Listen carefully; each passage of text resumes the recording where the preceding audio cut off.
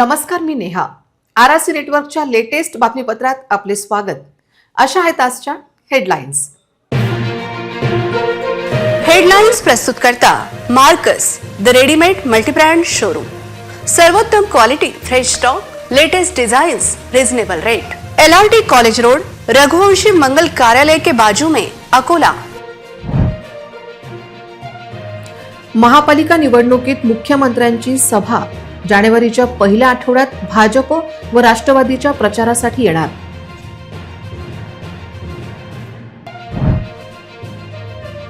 भाजपने 29 लोकांचे कापले तिकीट. त्यांची डोकेदुखी ठरणार, भाजपसाठी अडचणीची ठरणार.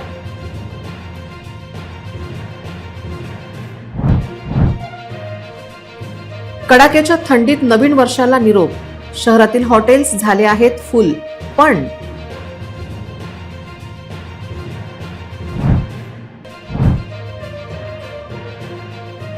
रेल्वे आरक्षणाच्या नियमात झाला आहे बदल. 10 तास आधी मिळणार चार्ट.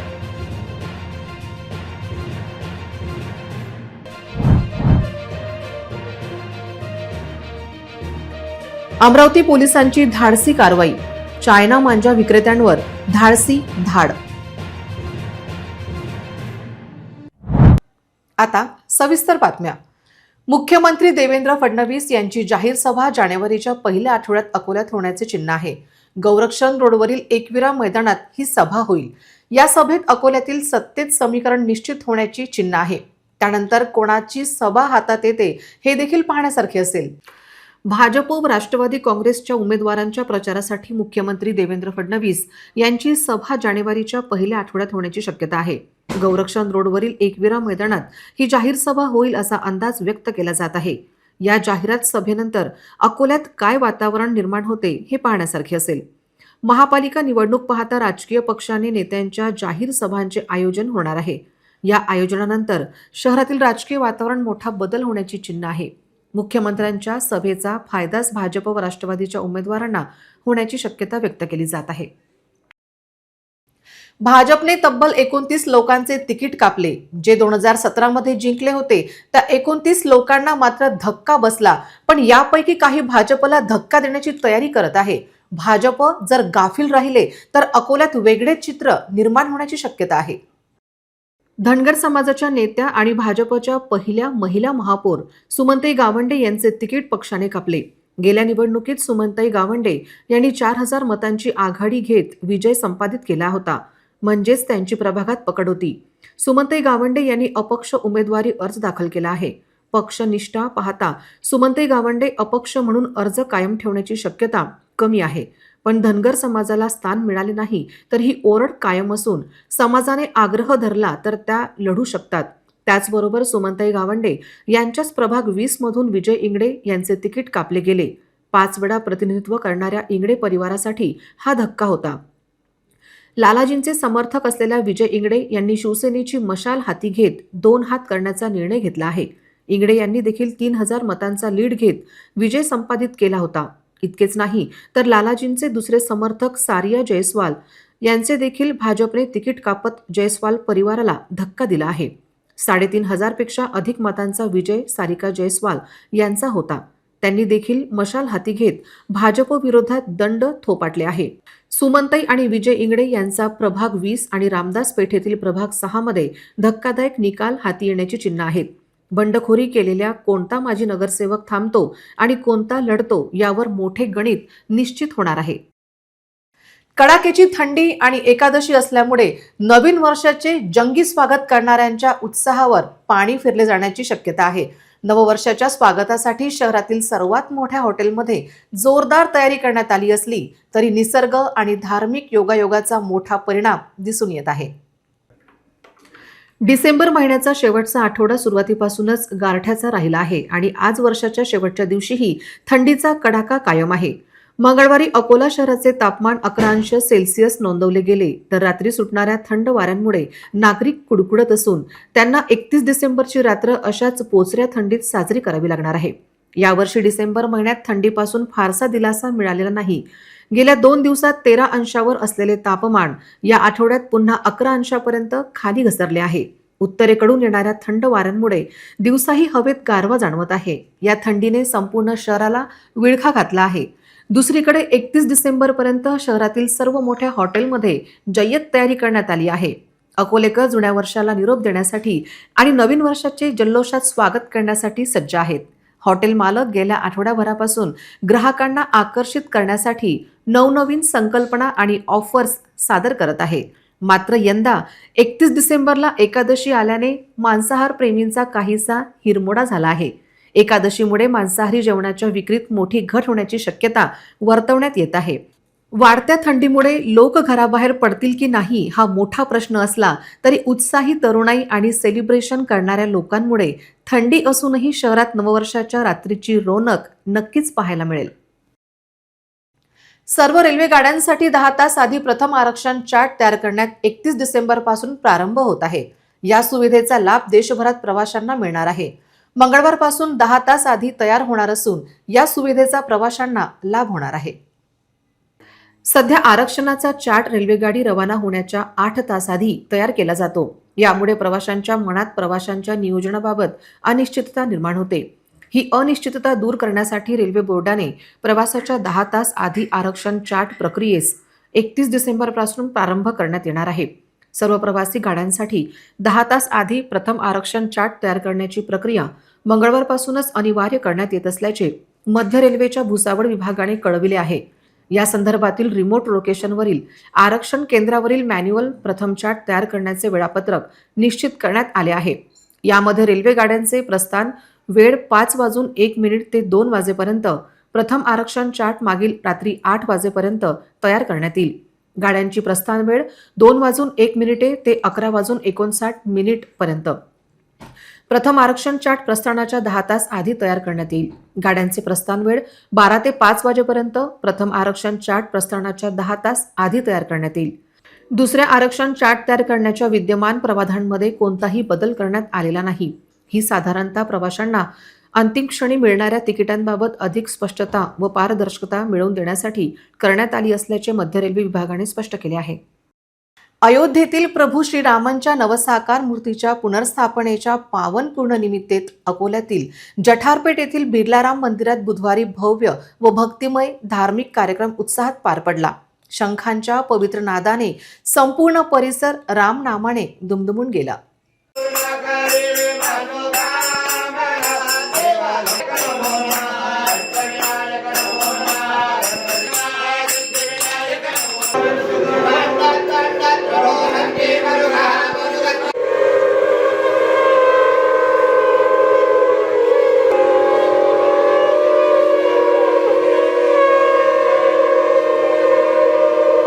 अकोल्याच्या इतिहासात प्रथमच 501 विद्यार्थी-विद्यार्थिनींनी एकत्र येऊन तब्बल 50 मिनिटांचा विराट शंखनाद केला. शंखांच्या पवित्र नादाने संपूर्ण परिसर रामनामाने दुमदुमून गेला. या दिव्य शंखनादाने वातावरण भक्ती, श्रद्धा आणि आध्यात्मिक ऊर्जेने भारून गेले होते. शंखनादानंतर तत्काळ 24 तास अखंड रामनाम जपायला प्रारंभ झाला. 31 डिसेंबर 2025 सकाळी 9 वाजता सुरू झालेला हा जप 1 जानेवारी 2026 सकाळी 9 वाजेपर्यंत अखंडपणे सुरू राहणार आहे. नववर्षाची सुरुवात प्रभू श्रीरामांच्या नामस्मरणाने करण्याचा हा भक्तिमय उपक्रम भाविकांसाठी विशेष आध्यात्मिक अनुभूती ठरला.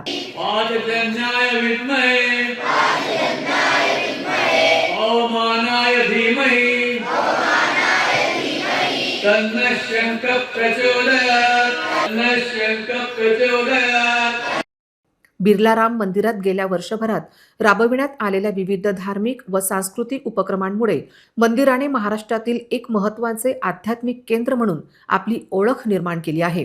त्याच परंपरेत महाराष्ट्रात प्रथमच 501 विद्यार्थ्यांचा ऐतिहासिक शंखनाद साकार झाल्याने या कार्यक्रमाला विशेष महत्त्व प्राप्त झाले.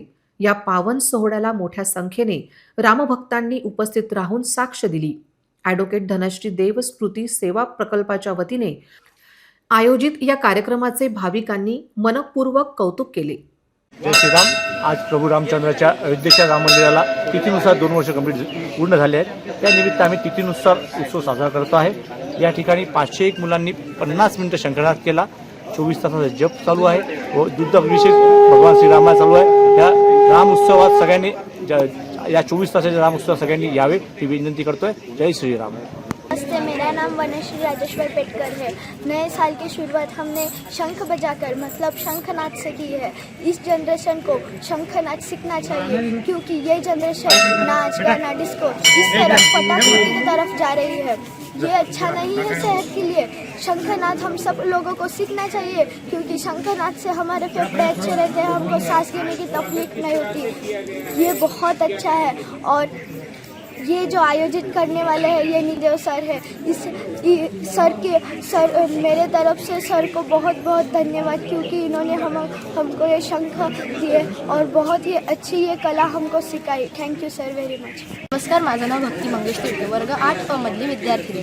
मी भारत विद्यालय या शाळेमधली एक विद्यार्थिनी आहे. वर्षाचा शेवटचा दिवस 31 डिसेंबर म्हणून आम्ही असं आयोजित केलं की बा वर्षाची सुरुवात ही शंखनादापासून केलेली पाहिजे. म्हणजे आम्ही शंखाचा उपयोग केलेला आहे. शंख कसा वाजवावा त्यांनी आम्हाला आमच्या सरांनी शिकवलेलं आहे. या कार्यक्रमाचं आयोजित नितीन सरांनी केलेलं आहे. त्यामुळे आम्हाला ही त्यांनी संधी दिली आणि आम्हाला छान अशा संस्कारी पद्धतीत आम्हाला आमचे संस्कार आठवण देण्यासाठी व एक वर्षाची सुरुवातसाठी आम्हाला त्यांनी प्रोत्साहन दिले व त्यांनी शिकवलं त्याच्याबद्दल खूप धन्यवाद. आणि त्यांनी आम्हाला संधी दिली आणि असे उपक्रम करण्यासाठी खूप थँक्यू. हा शंख त्यांनी आम्हाला उपलब्ध करून दिला आणि त्यांनी आम्हाला सांगितलं की असं म्हणून की दररोज शंख वाजवावा. शंखामुळे आपल्याला श्वासाचा त्रास होत नाही, आपले रेस्पिरेशन जे आहे सिस्टीम ती छान राहते, आपल्याला कोणता त्रास होत नाही. त्यामुळे आम्हाला हे सर्व फायदे देण्यासाठी आज आम्ही इथे 31 डिसेंबरला शंख वाजवायला आलेला आहोत. देव सरांनी हे आयोजित केलं. आम्हाला खूप म्हणजे खूप जणांना केले त्यासाठी मी त्यांचा धन्यवाद करतो. मकर संक्रांत आली की तिळगुळाची मागणी वाढलेली असते. अकोल्यातील बाजारपेठेत सध्या तीळ आणि पश्चिम महाराष्ट्रातून येणाऱ्या गुळाची मोठी आवक झाली आहे. गेल्या 2 वर्षाच्या तुलनेत भाव देखील अधिक वाढलेले नाही. तीळ 150 ते 160 रुपये किलो तर गुळ 55 रुपये किलो प्रमाणे उपलब्ध आहे. त्याची खरेदी केली जात आहे. पांढऱ्या तिळाचा ग्राहकांकडून मागणी असते तर बाजाराला लाल केसरी चिक्कीचा गुळ, सेंद्रिय गुळ, मोदक गुळ बाजारात मिळत आहे. दुकानदारांच्या म्हणण्यानुसार सण जसजसा जवळ येईल तसतशी तिळगुळ आणि तयार मिठाईंची मागणी अजून वाढणार आहे. सणाला 16 दिवस शिल्लक असले तरी अकोल्याच्या मुख्य चौकात आणि बाजारपेठेत आतापासूनच मकर संक्रांतीची रौनक पाहायला मिळत आहे. या रब्बी हंगामासाठी धरणातील पाणी नदीपात्रात सोडावे या मागणीसाठी पातूर तालुक्यातील शेतकरी सतत मागणी करत आहेत. याबाबत त्यांनी निवेदन देऊन मागणी पूर्ण झाली नाही. त्यामुळे संतप्त शेतकरी सोमवारी सायंकाळी उशिरापर्यंत शेतकरी ठिय्या देऊन होते. या वर्षातील रब्बी हंगामासाठी शेतकऱ्यांना पाणी हवे आहे. यासाठी सामाजिक कार्यकर्ते निलेश कापकर यांच्या नेतृत्वाखाली सावरकर आणि परिसरातील शेतकऱ्यांनी आंदोलन केले. नदीपात्रात पाणी सोडण्यात यावे तसेच पाण्याचा जो कर आकारण्यात येईल तो आम्हाला मंजूर आहे. कॅनॉल नादुरुस्त असल्यामुळे पाणी लवकरात लवकर नदीपात्रात सोडवण्यात यावे अशी मागणी ज्ञानेश्वर डबंगे, महादेव साळंके, राहुल पायधन, दत्तात्रय पाचदन, महादेव शिंदे यांच्यासह शेतकऱ्यांनी केली आहे. कार्यकर्ता निलेश स्वतराम कापकर, आलेगाव.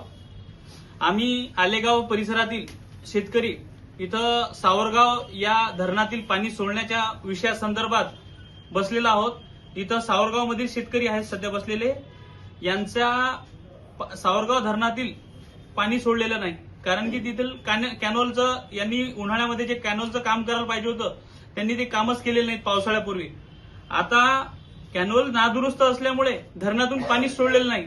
धरणातून पाणी सोडलेलं नसल्यामुळे गव्हाला आणि हरभरा या पिकाला पाणी कमी पडत आहे. त्यामुळे यांचे पिकं जे आहेत ते सुकून जात आहेत. याला सर्वस्वी या जलसंधारण विभागाचा, लघु पाटबंधारे विभागाचा भोंगळ कारभार जबाबदार आहे. याला जबाबदार या प्रशासनाचा भोंगळ कारभार आहे. जोपर्यंत इथले अधिकारी येणार नाहीत, आपलं म्हणणं ऐकून घेणार नाहीत, तोपर्यंत आपण उठणार आहोत का इथून? आम्ही सर्वसामान्य शेतकरी आहोत, कुठले काही आतंकवादी नाही आहोत. आम्ही या कार्यालयात बसून राहणार जोपर्यंत या कार्यालयाचे मुख्य अधिकारी येतील नाहीत, आमच्या निवेदनाची कॉपी घेणार नाहीत आणि आम्हाला ठोस आश्वासन देतील नाहीत लेखी, तोपर्यंत आम्ही या कार्यालयातून उठणार नाही. धन्यवाद. सामाजिक कार्यकर्ता निलेश स्वतराम कापकर. अकोला येथील नाईक होमिओपॅथीमध्ये थायरॉइड, लठ्ठपणा, ऍसिडिटी, गुडघेदुखी, कंबरदुखी, संधिवात, मायग्रेन, पीसीओडी यासारख्या असाध्य आजारांवर उपचार करून रुग्णांना पुन्हा जीवन प्रवाहात आणण्याचे कौशल्य आहे. ॲडव्हान्स होमिओपॅथीच्या उपचाराने आजमितीस हजारो रुग्णांनी त्याचा लाभ घेतलेला आहे.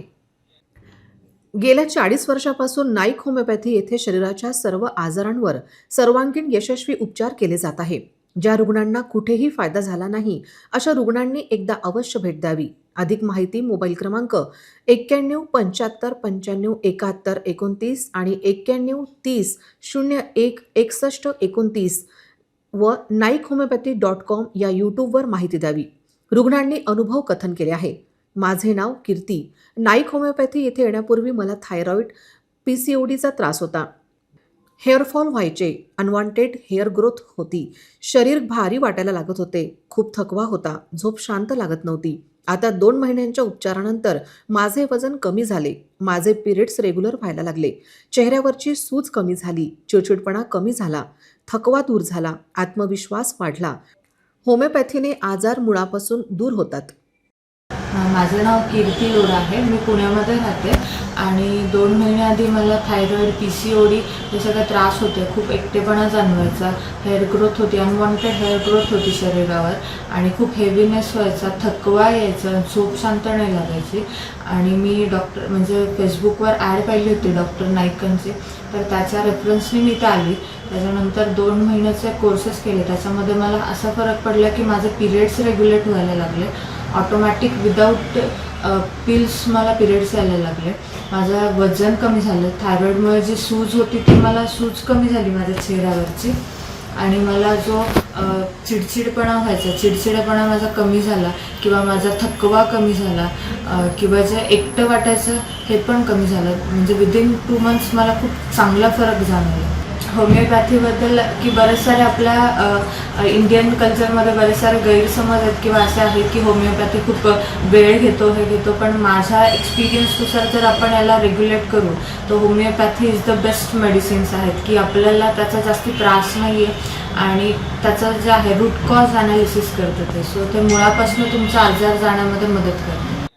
अमरावती शहरात पर्यावरणाच्या दृष्टीने प्रतिबंधित चायना मांजाची विक्री मोठ्या प्रमाणात होत आहे.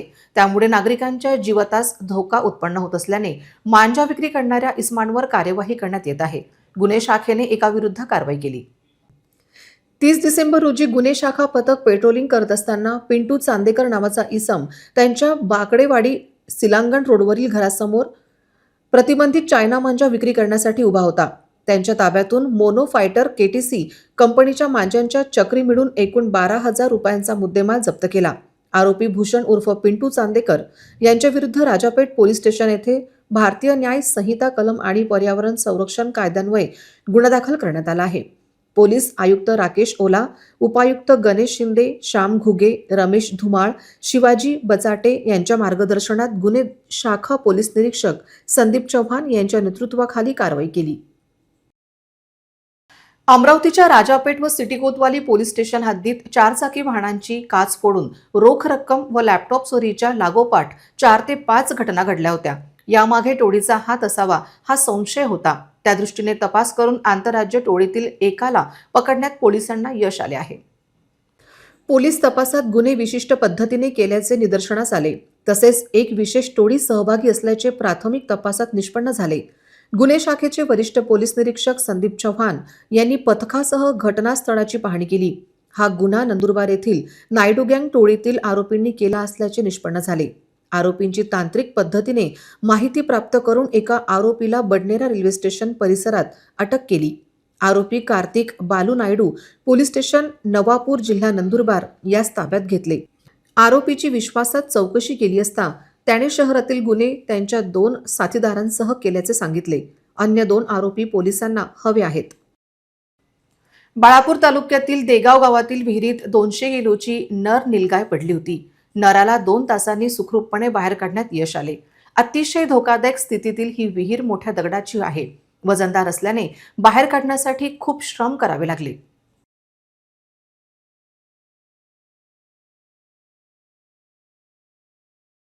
ही नीलगाय काढण्याकरिता RFO विश्वास थोरात व वनपाल गजानन गायकवाड यांना माहिती मिळाली. वनरक्षक तथा शूटर संगपाल तायडे तात्पुरत्या बेहोशीकरिता डॉट मारला. मानद वन्यजीव रक्षक बाळकाणे यांचा निर्णय सुद्धा रेस्क्यू करण्यात उपयुक्त ठरला. यशपाल इंगोले, आलासिंग राठोड, तुषार आवारे, डॉक्टर प्रवीण पवार या रेस्क्यू टीमच्या सदस्यांनी मेहनत घेतली. गावातील रवी गावंडे, सुरेंद्र गावंडे, गजानन ढोरे, गौरव कोगदे यांनी मदत केली. 2 तास परिश्रम केल्यानंतर निलगाय विहिरीतून बाहेर निघाली आणि पळून गेली.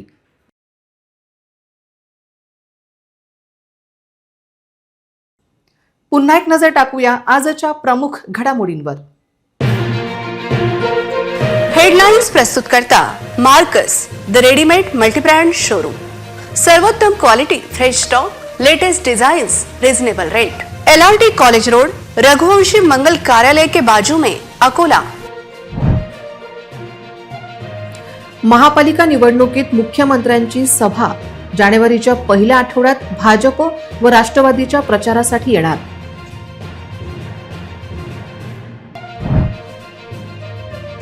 भाजपने 29 लोकांचे कापले तिकीट.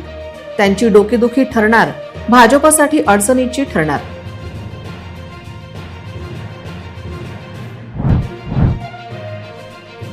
कडाक्याच्या थंडीत नवीन वर्षाला निरोप. शहरातील हॉटेल्स झाले आहेत फुल. पण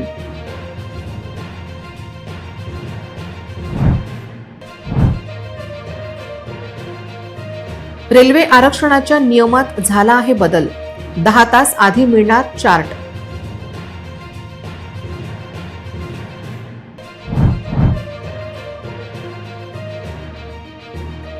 अमरावती पोलिसांची धाडसी कारवाई. चायना मांजा विक्रेत्यांवर धाडसी धाड. बातम्यांसाठी तुम्ही पाहत रहा RRC news. 2,42,000 दर्शकांनी RRC digital Akola हे युट्यूब चॅनल सबस्क्राईब केले आहे. तेव्हा तुम्ही कसली वाट पाहत आहात? तुम्ही पण सबस्क्राईब करा आणि बेल आयकॉन क्लिक करत RRCच्या बातम्या निरंतर पहा. तुमच्या मोबाईलवर नोटिफिकेशन मिळवण्यासाठी सबस्क्राईब करा RRCचे हे युट्यूब चॅनल. लाईक आणि फॉरवर्ड करा RRC डिजिटल अकोलाचे हे न्यूज बुलेटिन. पुन्हा भेटूया लेटेस्ट बातम्यांसह नवीन बातमीपत्रात. तोवर नमस्कार.